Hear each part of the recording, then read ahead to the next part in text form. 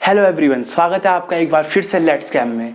आज मैं इस वीडियो लेक्चर में आपको हाइब्रिडाइजेशन का और परसेंटेज ऑफ एस कैरेक्टर का पूरा अच्छे से कॉन्सेप्ट बताने वाला हूं, क्योंकि आपका पूरे केमिस्ट्री में आपका percentage of s character hybridization परेशान करता रहता है।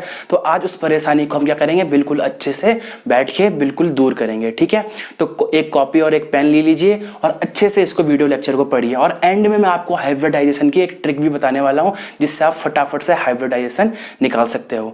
हाइब्रिडाइजेशन कहाँ पे होता है, कहाँ पे नहीं होता है और कैसे होता है, आज पूरे इस कॉन्सेप्ट को हम अच्छे से पढ़ेंगे। तो चलिए कहानी शुरू करते हैं। तो कहानी शुरू हुई थी हमारी एक मीथेन से। कहाँ से शुरू हुई थी? मीथेन से, CH4 से कहानी शुरू हुई थी। तो कहानी ये शुरू हुई कि हमारा क्या होता है, कार्बन के वैलेंस इलेक्ट्रॉन कहाँ होते हैं, 2s2 और 2p2 में होते हैं भाई वैलेंस इलेक्ट्रॉन। कोई दिक्कत तो नहीं? दिक्कत नहीं है।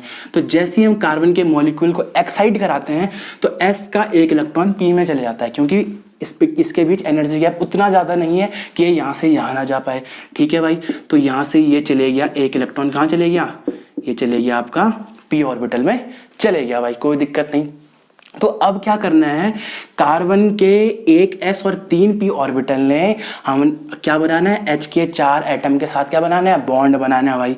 तो ये हुए H के 4 एटम और इनके बॉन्ड क्या होते हैं, 1s ऑर्बिटल के साथ बनेंगे, क्योंकि H पे क्या होता है, 1s ऑर्बिटल होता है। तो H ने क्या करना है, कार्बन के एक s और 3p के साथ क्या बनाना है, बॉन्ड बनाना है भाई। तो ये बनाएंगे बॉन्ड, ये बनाएगा बॉन्ड, ये भी बनाएगा बॉन्ड, ये भी बनाएगा बॉन्ड। ठीक है भाई, कोई दिक्कत तो नहीं। अब मैंने आपको पिछले वीडियो लेक्चर में क्या बताया था कि जो p ऑर्बिटल होता है उसकी जो बॉन्डिंग होती है वो क्या होती है, बहुत अच्छी होती है। तो यहाँ पे क्या होगा, जो 3H है हमारे पास, वो 3p ऑर्बिटल के साथ क्या करेंगे, बहुत अच्छी बॉन्डिंग दिखाएंगे। क्यों दिखाएंगे बहुत अच्छी बॉन्डिंग? क्योंकि p ऑर्बिटल हमारा बॉन्डिंग में बहुत अच्छा होता है, बहुत स्ट्रांग बॉन्डिंग होती है। ठीक है ना भाई। तो आपका क्या होगा, जो ये वाली बॉन्डिंग होगी, s ऑर्बिटल के साथ बॉन्डिंग होगी, वो क्या होगी, वीक होगी in comparison of these bonds. क्योंकि यहाँ पे तो बॉन्डिंग बहुत अच्छी है, तो यहाँ पे बॉन्डिंग क्या होगी, वीक होगी। तो जब CH4 का मॉलिक्यूल बनेगा हमारे पास, तो CH4 का मॉलिक्यूल बनेगा हमारे पास, तो ये वाली कहानी क्या कहती है, ये वाली कहानी कहती है कि एक ये वाला बॉन्ड जो होना चाहिए वो क्या होना चाहिए, वीक होना चाहिए। कंपेरिजन में किसके, इसके कंपेरिजन में, इन तीनों बॉन्डों के कंपेरिजन में क्या होना चाहिए, वीक होना चाहिए था। तो ये थी हमारी कहानी। पर क्या हुआ, जब स्पेक्ट्रोस्कोपिक टेक्निक के बेस में हमने इसका स्ट्रक्चर पता करा, तो हमें ये पता लगा कि जो चारों बॉन्ड थे वो सेम स्ट्रेंथ के थे, ना तो कोई वीक था ना कोई स्ट्रॉन्ग था। सारे जितने भी बॉन्ड थे सबकी स्ट्रेंथ क्या थी, सेम थी। तो जो हमारा पहले कहानी थी, जो सपना था, वो तो टूट गया। अब हमारा सपना टूट गया, अब दूसरी कहानी शुरू हो गई। अब कहानी क्या हो गई, दूसरी शुरू हो गई, लफड़ा हो गया भाई। तो इस लफड़े के बेस में हमें क्या पता लगा, स्पेक्ट्रोस्कोपिक टेक्निक के बेस में हमें ये पता लगा कि चारों बॉन्ड की स्ट्रेंथ सेम कब होगी, कब होगी सेम, जब क्या कर रहे होंगे, ये s ऑर्बिटल और ये 3p ऑर्बिटल आपस में मिक्स होके सेम एनर्जी के कोई दूसरे नए ऑर्बिटल्स बना रहे होंगे। तब आपका क्या होगा, तब वो इन 4H से अगर बॉन्ड बनाएंगे तो तब उनकी स्ट्रेंथ क्या होगी, सेम होगी। तो यहाँ पे हम एक बेसिक सा आइडिया ले सकते हैं इस बेस पे कि हमारा जो बॉन्ड बनाएगा, कार्बन बॉन्ड बनाएगा, तब बनाएगा बॉन्ड जब उसके क्या होगी, s और p ऑर्बिटल की क्या होगी, मिक्सिंग होगी। और इसी को हम क्या बोलते हैं, हाइब्रिडाइजेशन बोलते हैं। तो हाइब्रिडाइजेशन का हम बेसिक से आइडिया ये ले सकते हैं कि हाइब्रिडाइजेशन क्या है, मिक्सिंग ऑफ ऑर्बिटल्स। हाइब्रिडाइजेशन क्या है, मिक्सिंग ऑफ ऑर्बिटल्स। इतनी बात आ गई समझ में? चलो भाई, इतनी बात आपको समझ में आ गई। अब दूसरी बात क्या है कि जो ऑर्बिटल मिक्स हुए, क्यों जरूरत पड़ी इन्हें मिक्स होने की, आखिर ऐसा क्या था कि इनको मिक्स होना पड़ा। ठीक है, तो इसको आप समझते हैं। ठीक है, तो फिर से इसको समझने के लिए फिर से हम क्या लेते हैं, CH4 मॉलिक्यूल लेते हैं भाई। फिर से हमने ले लिया अपना CH4, अपना तो एक ही है CH4। ठीक है, तो हमने फिर से CH4 ले लिया। तो आपको पता है कि कार्बन के पास कितने p ऑर्बिटल हुए, 3p ऑर्बिटल हुए, एक क्या हुआ, एक s हुआ। ठीक है, कोई दिक्कत तो नहीं। अब p ऑर्बिटल स्पेस में कैसे रहते हैं, स्पेस में ऐसे रहते हैं, px py और pz, तीनों के तीनों p ऑर्बिटल जो होते हैं वो आपस में 90 डिग्री के बॉन्ड एंगल में रहते हैं। कितने के बॉन्ड एंगल में रहते हैं, 90 डिग्री के बॉन्ड एंगल में रहते हैं, बिल्कुल ऐसे रहते हैं। एक px ऐसा रहेगा, py ऐसा रहेगा, pz ऐसा रहेगा। तो चलो मैं बना देता हूँ, ये आपका px हो गया, ये आपका py हो गया और ये आपका pz हो गया भाई। कोई दिक्कत तो नहीं, तो दिक्कत नहीं है। अब बचा आपका एक s ऑर्बिटल, और s ऑर्बिटल आपका बैठा रहता है कहाँ पे, बिल्कुल बीच में। ठीक है, आगे समझ में। तो ये बीच में बैठ रखा है और 3 p ऑर्बिटल बिल्कुल ऐसे हैं भाई, कोई दिक्कत नहीं, दिक्कत नहीं है। अब क्या करना है, 4 हाइड्रोजन के 1s ऑर्बिटल ने इसके साथ क्या बनाना है, बॉन्ड बनाना है भाई। क्या बनाना है, बॉन्ड बनाना है। और इसके s ऑर्बिटल का शेप कैसा होता है, ऐसा होता है। सबको पता है s ऑर्बिटल का शेप क्या होता है, स्फेरिकल होता है भाई। ठीक है, तो जब s ऑर्बिटल इसके साथ बॉन्ड बनाएंगे, ये बनाया बॉन्ड, इसने बनाया ऐसा बॉन्ड, इसने बनाया ऐसा बॉन्ड, और अभी इसने एक और s ऑर्बिटल ने इसके साथ बॉन्ड बनाना है, तो इसको अभी डिस्कस करते हैं। थोड़ा रुकिए तो सही। तो अब क्या हुआ कि जब ये 3 p ऑर्बिटल थे हमारे पास, जो ऐसे में बिल्कुल थे, तो जब इनके सामने हमने हाइड्रोजन रखे, इनके साथ हाइड्रोजन की बॉन्डिंग कराई हमने, तो कार्बन का साइज इतना छोटा था, तो जैसे ही ये हाइड्रोजन आए, ये तीनों हाइड्रोजन आए, इन तीनों पर लड़ाई होने लग गई। अब लड़ाई क्यों होने लग गई, इस कार्बन का साइज इतना छोटा था कि ये जब जैसे ही बैठे, इनको जगह ही नहीं मिली बैठने के लिए, इनको बॉन्डिंग बनाने के लिए जगह ही नहीं मिली। तो जैसे ही इन्होंने बॉन्डिंग बनाई, ये एक दूसरे को क्या देने लग गए, धक्का देने लग गए। तो एक दूसरे में क्या करने लगे, रिपल करने लगे। तो यहाँ पे ये क्या हुआ, इनके बीच क्या हो गया, रिपल्सन हो गया भाई। कोई दिक्कत तो नहीं, आ गया समझ में। तो इस रिपल्सन को हटाने के लिए, इस रिपल्सन को हटाने के लिए ये p ऑर्बिटल ने बोला कि भाई कुछ सोचना तो पड़ेगा, नहीं तो इनमें तो लड़ाई हो जाएगी, मेरी तो बॉन्डिंग नहीं बन पाएगी। तो इस p ऑर्बिटल ने इसको हटाने के लिए क्या करा, एक आइडिया सोचा। इसने क्या आइडिया सोचा, अगर इस p ऑर्बिटल को मैं यहाँ से दबा दूं, अगर ये कोई p ऑर्बिटल है, अगर मैं इसको यहाँ से दबा दूं, क्या कर दूं, दबा दूं, तो ये क्या हो जाएगा, ये फूलने लग जाएगा। क्या होने लग जाएगा, फूलने लग जाएगा। ठीक है, आई बात समझ। अगर मैं इसको दबा दूं तो ये फूलने लग जाएगा, और अगर p ऑर्बिटल फूलने लग जाएगा, दूसरा p ऑर्बिटल फूलने लग जाएगा, और तीसरा p ऑर्बिटल ये फूलने लग जाएगा, तो तीनों ऑर्बिटल फूलने अगर लग जाएंगे तो क्या होगा, उनके बीच क्या होगा, दूरियां बढ़ने लग जाएंगी। जैसे ही p ऑर्बिटल, तीनों p ऑर्बिटल आपके क्या होने लग जाएंगे, फूलने लग जाएंगे बॉल की तरह, तो वैसे इनके बीच क्या होगा, बीच क्या होगा, ये दूरियां बढ़ने लग जाएंगी। ये दूरियां क्या होंगी, बढ़ने लग जाएंगी। पहले जो s ऑर्बिटल ऐसा था, ये फूला, ये वाला फूला, तो अब ये क्या हो जाएंगे, बढ़ने लग जाएंगे। इतनी बात आ गई समझ में, कोई दिक्कत तो नहीं। तो जैसे ही इनके बीच जो बॉन्ड एंगल 90 डिग्री का था वो बढ़ने लग गया, तो अब जब h ऑर्बिटल, h जो होगा आपका, वो अगर इसके साथ बॉन्डिंग बनाएगा, तो अब इसको जगह मिल जाएगी। आई बात समझ में। अब ये जैसे ही दूर दूर गए, तो एक h ऑर्बिटल यहाँ पे रह सकता है, अब दूसरा h ऑर्बिटल यहाँ पे रह सकता है, और तीसरा h का s ऑर्बिटल यहाँ पे रह सकता है। तो हुआ क्या, हुआ ये, जैसे ही हमने p ऑर्बिटल को फुलाया, क्या करा, फुलाया, तो उसके बीच बॉन्ड एंगल बढ़ा, और बॉन्ड एंगल बढ़ने की वजह से ये पूरा स्पेस में फैल गया, और तब हाइड्रोजन ने अच्छे से बॉन्डिंग कर पाई, और तब इनके बीच जो धक्का मुक्की थी वो रुक गई भाई, क्योंकि अब इन्हें जगह मिल गई रहने की। कोई दिक्कत तो नहीं, आगे समझ में। अगर हम इस s ऑर्बिटल को इसके दूसरे चौथे हाइड्रोजन के साथ अगर अच्छे से बॉन्ड बनाना है, तो इसको क्या चाहिए, यहाँ पे तो जो इलेक्ट्रॉन है वो चारों तरफ इक्वल अमाउंट में फैले हुए हैं, तो इनको ये चाहिए कि इनको अगर डायरेक्शनल नेचर मिल जाए, एक ही डायरेक्शन में अगर इलेक्ट्रॉन डेंसिटी फैल जाए। अभी तक तो चारों डायरेक्शन में इलेक्ट्रॉन डेंसिटी फैली हुई है, तो अगर इनको एक ही डायरेक्शन में इलेक्ट्रॉन डेंसिटी मिल जाए, तो क्या होगा, ये हाइड्रोजन का और ये वाला s ऑर्बिटल बिल्कुल अच्छे से बॉन्डिंग करने लग जाएंगे। क्यों, क्योंकि एक ही डायरेक्शन में इलेक्ट्रॉन डेंसिटी होगी, अट्रैक्शन ज़्यादा होगा, और अट्रैक्शन ज़्यादा होने की वजह से बॉन्डिंग अच्छी होगी भाई। इतनी बात आई समझ में।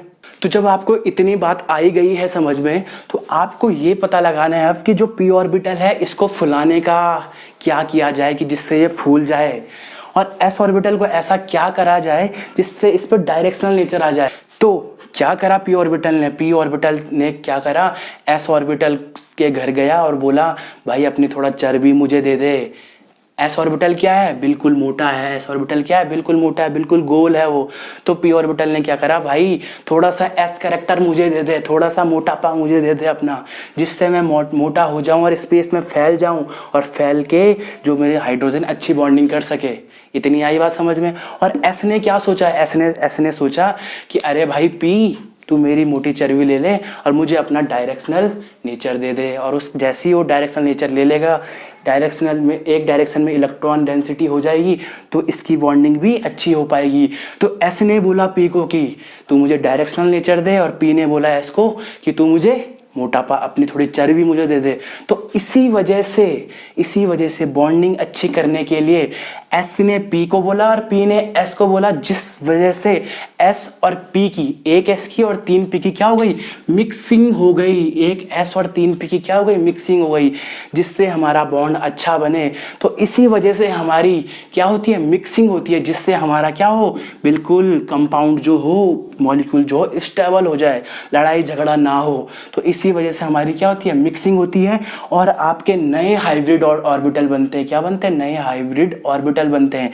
एक एस और 3 पी मिलके क्या बनाते हैं, नए हाइब्रिड ऑर्बिटल बनाते हैं, जिनको हम क्या बोलते हैं, sp3 हाइब्रिड ऑर्बिटल बनाते हैं। और इसके वजह से ये 4 हाइड्रोजन के साथ बिल्कुल अच्छे से बॉन्डिंग कर सकते हैं।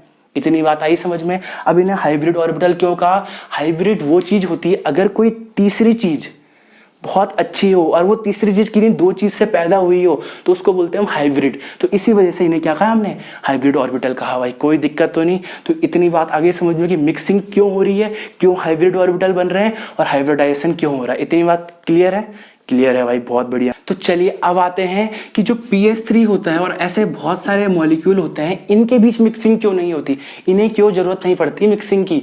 तो चलिए आपका P और हाइड्रोजन, P के साथ कितने हाइड्रोजन ने बॉन्ड बनाना है, 3 हाइड्रोजन ने बॉन्ड बनाना है। तो आपको पता है कि P के साथ 3 हाइड्रोजन, P के कौन से ऑर्बिटल 3 हाइड्रोजन के साथ बॉन्ड बनाते हैं, वो होते हैं P ऑर्बिटल। वो कौन होते हैं, P ऑर्बिटल। तो चलिए भाई ये आपका हो गया P ऑर्बिटल, किसका, P का P ऑर्बिटल हो गया, PX हो गया, PY हो गया, PZ हो गया। तो होता क्या है, होता ये है कि फास्फोरस का साइज क्या होता है, बहुत बड़ा होता है भाई। फास्फोरस का साइज क्या होता है, बहुत बड़ा होता है। और यहाँ पे भी P ऑर्बिटल कैसे होते हैं, बिल्कुल X, Y और Z 90 डिग्री के बॉन्ड एंगल पे रहते हैं भाई, कोई दिक्कत तो नहीं।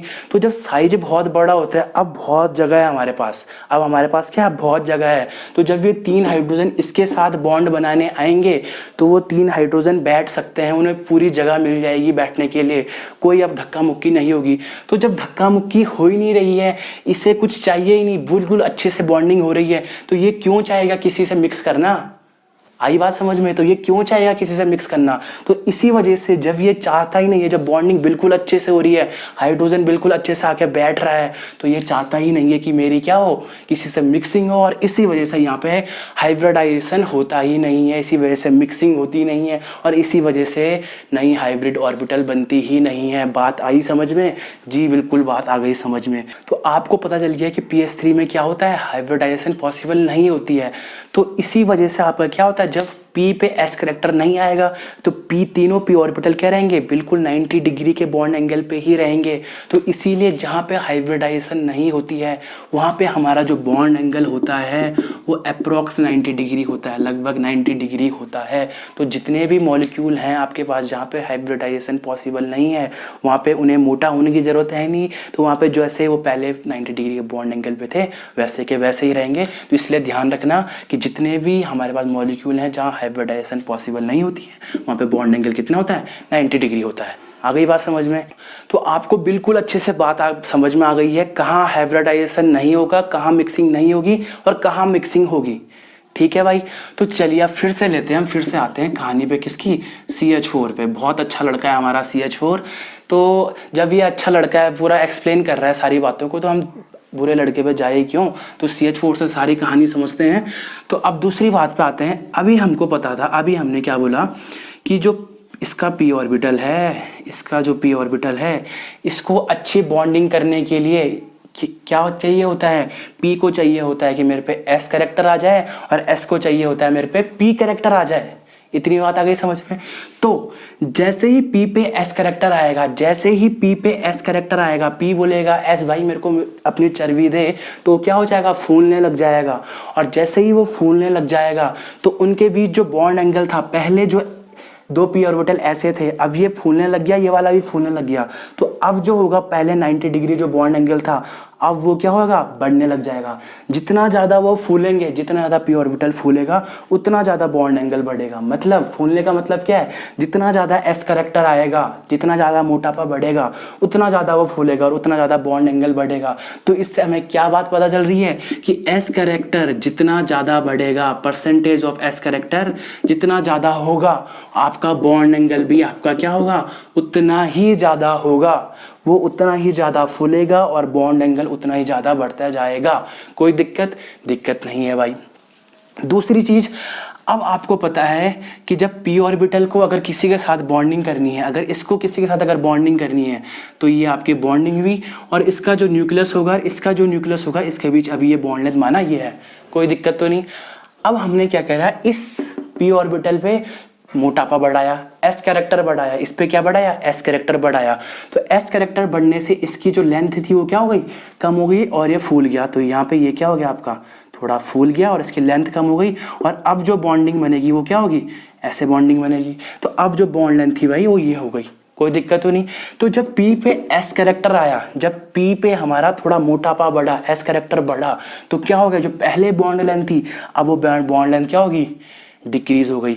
और ज़्यादा मोटापा बढ़ाएंगे, और ज़्यादा एस कैरेक्टर बढ़ाएंगे तो बॉन्ड लेंथ और ज़्यादा डिक्रीज हो गई। तो इससे हमें क्या पता चलता है, तो इससे हमें ये पता चलता है भाई, क्या पता चलता है भाई, कि एस कैरेक्टर जितना ज़्यादा बढ़ेगा बॉन्ड लेंथ उतना ज़्यादा क्या होगी, डिक्रीज होगी। तो बॉन्ड लेंथ आपकी उतनी ज़्यादा क्या होगी, डिक्रीज हो गई। तो ये दो बात आ गई समझ में, कोई दिक्कत तो नहीं, दिक्कत नहीं है भाई। अब आते हैं बहुत ही इंपॉर्टेंट पॉइंट की तरफ, बिल्कुल ध्यान से सुनिएगा। तो अब हमने क्या करा कि फिर से पी पे क्या करा, एस कैरेक्टर बढ़ाया, पी पे क्या करा, एस कैरेक्टर बढ़ाया। अभी इलेक्ट्रॉन कहाँ थे, यहाँ पे थे, इलेक्ट्रॉन डेंसिटी कहाँ थी, इतने दूर थी, न्यूक्लियस के इतने दूर थी। एस कैरेक्टर बढ़ाने पर हमारा इलेक्ट्रॉन क्या होगा, नज़दीक आएगा। जितना ज़्यादा एस कैरेक्टर बढ़ाएंगे इलेक्ट्रॉन उतने ज़्यादा नज़दीक आएंगी। मतलब हो क्या रहा है, कि जो न्यूक्लियस है उस पर जो अट्रैक्शन पावर है वो बढ़ रही है, इलेक्ट्रॉन नज़दीक आ रहे हैं। तो इलेक्ट्रॉन जितना ज़्यादा नज़दीक आएंगे अट्रैक्शन पावर उतना ज़्यादा बढ़ेगी। इतनी बात आ गई समझ में। तो एस कैरेक्टर बढ़ने से इलेक्ट्रॉन नज़दीक आएंगे, और इलेक्ट्रॉन नज़दीक आने से अट्रैक्शन पावर बढ़ेगी। और आपको पता है जो इलेक्ट्रोनेगेटिव एटम होते हैं, जो इलेक्ट्रोनेगेटिव एटम होती है उनकी टेंडेंसी क्या है, इलेक्ट्रॉन को अपनी तरफ अट्रैक्ट करने की, इलेक्ट्रॉन को अपनी तरफ अट्रैक्ट करने की। और यहाँ पे भी क्या हो रहा है, अट्रैक्शन पावर बढ़ रही है। एस कैरेक्टर के बढ़ने से अट्रैक्शन पावर आपकी क्या हो रही है, बढ़ रही है। तो इससे हमें ये पता चलता है कि फिर से कि एस कैरेक्टर जितना ज़्यादा बढ़ेगा अट्रैक्शन पावर उतनी ज़्यादा बढ़ेगी। अट्रैक्शन पावर बढ़ने का मतलब इलेक्ट्रोनेगेटिविटी आपकी क्या होगी, इंक्रीज होगी। तो ये तीन बातें बहुत इंपॉर्टेंट हैं और आपके बहुत सारे क्वेश्चन में आपको हेल्प करती हैं। तो अगर परसेंटेज ऑफ एस कैरेक्टर बढ़ा तो बॉन्ड एंगल भी बढ़ेगा, परसेंटेज ऑफ एस कैरेक्टर अगर बढ़ा तो बॉन्ड लेंथ डिक्रीज होगी, और परसेंटेज ऑफ एस कैरेक्टर अगर बढ़ा तो अट्रैक्शन पावर बढ़ेगी और इलेक्ट्रोनेगेटिविटी भी बढ़ेगी। इतनी बात आ गई समझ में। अब आते हैं चौथी बात की तरफ। तो चौथी बात हमारी क्या है, अगर हमारा कभी डबल बॉन्ड बनता है, अगर हमारा क्या बनता है भाई, कभी डबल बॉन्ड बनता है, तो ये है आपका, तो डबल बॉन्ड कब बनेगा, जब ये दोनों ऑर्बिटल पी ऑर्बिटल आपस में ओवरलैप करेंगे, तो इससे बनता है हमारा सिग्मा बॉन्ड, सिंगल बॉन्ड बनता है इससे। डबल बॉन्ड कब बनता है, जब ये दोनों P orbital side wise overlapping करेंगे। क्या करेंगे, साइड वाइज ओवरलैपिंग, ऐसी ओवरलैपिंग होगी, उसके बाद हमारा क्या होगा, डबल बॉन्ड बनेगा। कोई दिक्कत तो नहीं। तो साइड वाइज ओवरलैपिंग और डबल बॉन्ड अच्छा कब बनेगा, जब ये जितने ज़्यादा नज़दीक आएंगे हमारे उतना ज़्यादा हमारा क्या होगा, डबल बॉन्ड बिल्कुल अच्छा बनेगा। बनेगा कि नहीं बनेगा, बिल्कुल बनेगा भाई। तो ये दोनों नज़दीक कब आएंगे, नज़दीक, अगर हम इनका क्या करते हैं, एस कैरेक्टर बढ़ा दें। तो एस कैरेक्टर बढ़ने पे ये क्या होंगे, पास आते रहेंगे। बॉन्ड लेंथ दोनों की क्या होगी, डिक्रीज होगी, और बॉन्ड लेंथ डिक्रीज होने की वजह से हमारा क्या होगा, एस कैरेक्टर बढ़ेगा, बॉन्ड लेंथ डिक्रीज होगी। तो इससे हमारा क्या होगा, इन दोनों की जो साइड वाइज ओवरलैपिंग है, डबल बॉन्ड की स्ट्रेंथ जो है वो बढ़ेगी। तो इसीलिए चौथी बात ये ध्यान रखना कि जो डबल बॉन्ड होता है हमारे पास, वो एस कैरेक्टर लविंग होता है। ये चाहता है कि जितना ज़्यादा पी पे एस कैरेक्टर आ जाए, उतना ज़्यादा अच्छा बॉन्ड बनेगा। तो इसीलिए डबल बॉन्ड क्या चाहता है कि एस कैरेक्टर चाहता है भाई। कोई दिक्कत तो नहीं, आगे बात समझ में, ये चारों बात आगे आपके लिए बहुत हेल्पफुल रहेंगी। अब आते हैं बहुत ही इंपॉर्टेंट पॉइंट की तरफ, हाइब्रिडाइजेशन। तो पता तो चल गया हमें क्या होता है। अब उसकी ट्रिक कैसे निकालते हैं हाइब्रिडाइजेशन, तो हमेशा ध्यान रखना, अगर कोई सिंगल बॉन्ड है तो इसको हम काउंट करते हैं 1, डबल बॉन्ड को भी हम काउंट करेंगे 1, ट्रिपल बॉन्ड को भी हम काउंट करेंगे 1, और अगर एक लोन पेयर है, लोन पेयर सब समझते हैं, जो बॉन्डिंग में पार्टिसिपेट नहीं करते, वो इलेक्ट्रॉन पेयर हमारा क्या होता है, लोन पेयर होता है। तो अगर कोई लोन पेयर है तो उसको भी हम काउंट क्या करेंगे, 1 काउंट करेंगे। इतनी बात आ गई समझ में, ठीक है। और अगर जैसे ही हम इन्हें काउंट करेंगे, अगर हमारे पास टोटल काउंट करके नंबर आया 3, अगर नंबर आया 4, तो इसके बेस में हम हाइब्रिडाइजेशन निकालते हैं। इसके बेस में क्या निकालते हैं? हाइब्रिडाइजेशन निकालते हैं। तो हमको पता है एस में कितना ऑर्बिटल होता है? 1, पी में कितने होते हैं भाई? 3, और डी में इसके बाद आता है डी में कितने होते हैं? 5। तो अगर इनको काउंट करके हमारे पास नंबर आया अगर 3, तो इसका मतलब हाइब्रिडाइजेशन क्या होगा? 1 एस का, और पी के कितने बचे? 2, 2 और 1 3। अगर आया हमारे पास 4, तो 1 एस का, पी के कितने? 3, 3 और 1 4। अगर आया 5, तो sp3d। इतना आगे समझ में कोई दिक्कत तो नहीं? तो हमें क्या पता करना है? टोटल इनके काउंट में नंबर कितने आ रहे हैं। आगे ही बात समझ में? तो चले फटाफट से एग्जांपल करते हैं। तो जब हमने कहानी CH4 से ही शुरू करी थी, तो यहाँ पे भी हम क्या करेंगे? CH4 से ही स्टार्ट करते हैं, नहीं तो बुरा मान जाएगा, ठीक है ना। तो हमें पता है कार्बन पे वैलेंस इलेक्ट्रॉन कितने होते हैं। तो कार्बन पे वैलेंस इलेक्ट्रॉन होते हैं आपके 4, और कार्बन कितने बॉन्ड बना रहा है? 4 बॉन्ड बना रहा है, सिंगल बॉन्ड बना रहा है H के साथ, सारे सिंगल बॉन्ड बना रहा है H के साथ। तो ये हो गया हमारा CH4 का। अब हमें क्या पता था कि हमने सिंगल बॉन्ड को कितना गिनना है? 1। तो कितने सिंगल बॉन्ड है? 4 सिंगल बॉन्ड। टोटल नंबर कितने हुए? 1 2 3 4। तो ये आ गया हमारा टोटल नंबर कितने हैं? 4। तो 4 में मैंने क्या बोला था? 1 S और बचे 3 P। तो हाइब्रिडाइजेशन क्या होगा? sp3। आई बात समझ में? चलते हैं दूसरे एग्जाम्पल की तरफ।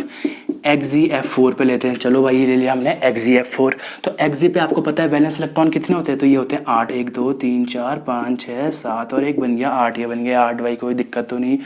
अब Xe 4 F के साथ बना रहा है सिंगल बॉन्ड। F क्या बनाता है? Single bond. तो ये बनाया भाई 1 ने सिंगल बॉन्ड, 2 3 और 4, तो बन गए 4 सिंगल बॉन्ड। लोन पेयर कितने बचे? लोन पेयर बचे आपके पास 2।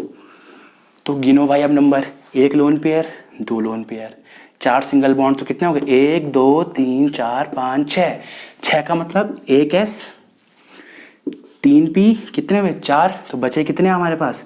2। तो sp3d2। तो इसका हाइब्रिडाइजेशन क्या होगा? sp3d2। आई बात समझ में? कैसे कैसे करना है? फटाफट से एक एग्जांपल और कर लेते हैं। XeO2। क्या कर लेते हैं? XeO2 कर लेते हैं भाई, ठीक है। तो Xe में कितने हैं? फिर से 1 2 3 4 5 6 7 8। 1 2 3 4 5 6 7 8। बहुत बहुत बढ़िया भाई, कोई दिक्कत नहीं। अब O कितने बॉन्ड बनाता है? डबल बॉन्ड बनाता है।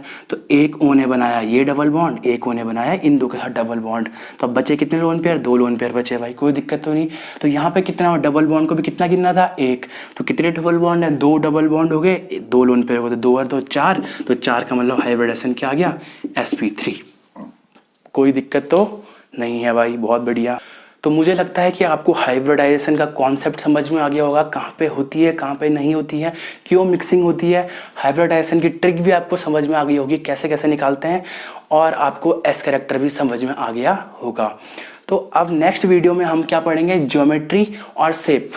जितने भी मॉलिक्यूल हैं हमारे पास, जो वेस्पर थ्योरी के बेस पे, valence shell electron pair repulsion theory के बेस में जितने भी हमारे पास मॉलिक्यूल है, उनके शेप हमें पता लगते हैं। तो वेस्पर थ्योरी के बेस में सारे शेप हम अच्छे से पढ़ेंगे, और आपको वो वीडियो लेक्चर देखने के बाद आप कभी शेप नहीं भूलेंगे, ऐसा मुझे लगता है, ठीक है। तो उसके नेक्स्ट वीडियो में आपको मैं अभी तक जितने भी टॉपिक कराए, hybridization, s character, excitation and contraction theory, और उसके बाद वेस्पर थ्योरी के बेस पर जितने भी आपके प्रीवियस ईयर में क्वेश्चन आए हैं और इंपॉर्टेंट क्वेश्चन है, वो मैं आपको उसके नेक्स्ट वीडियो में डिस्कस करूँगा। अगर अच्छे से समझ आया कॉन्सेप्ट तो please like share and subscribe करें, और कमेंट सेक्शन में डाउट होंगे तो वहाँ आप डाउट पूछ सकते हो।